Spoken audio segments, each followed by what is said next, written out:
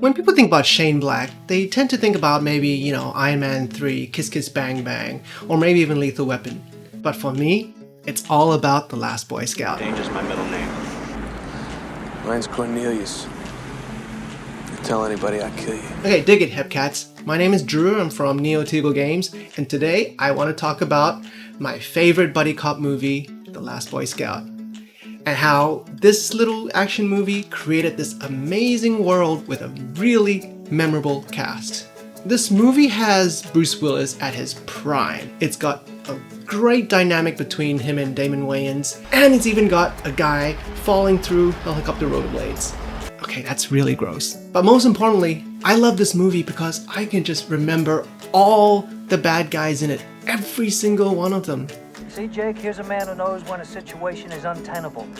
Good word. You like that word?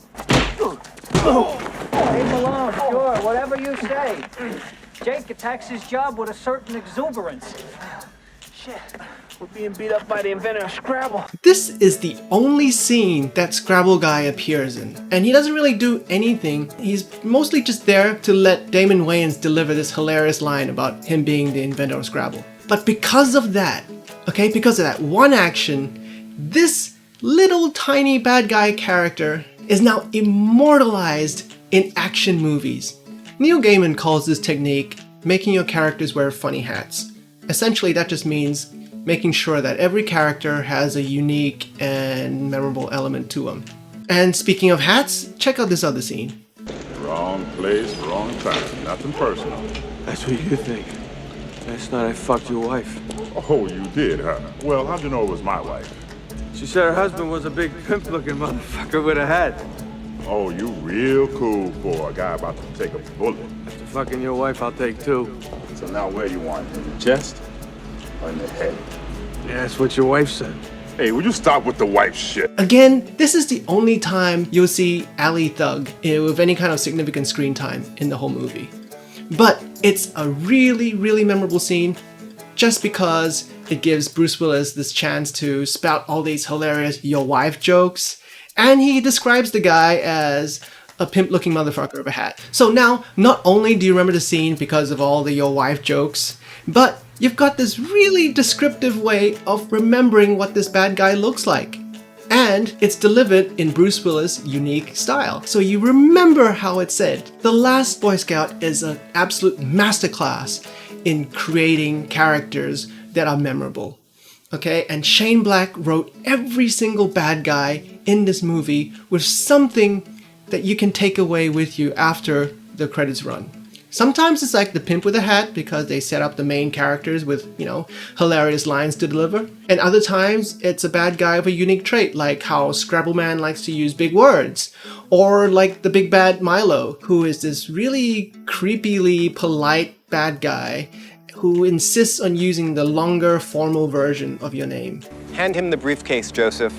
You must be James. James? Or it could be like Chet, the really sadistic asshole who keeps punching Bruce Willis when he's down.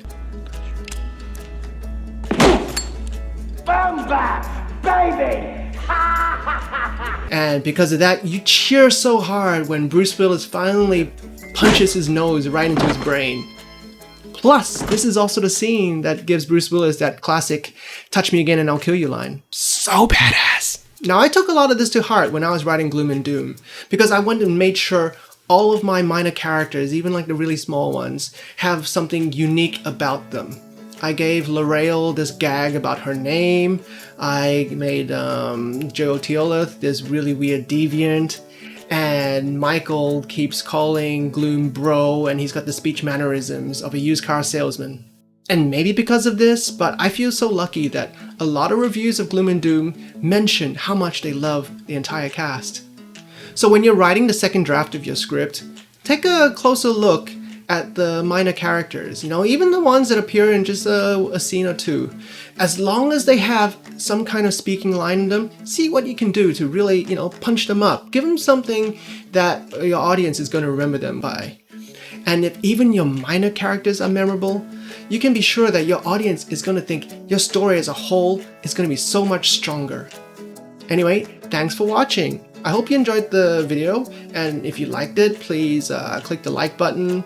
You can leave a comment down below, or you can even subscribe to the channel. Yeah, definitely, please subscribe to my channel. Thank you, and I will see you guys again later.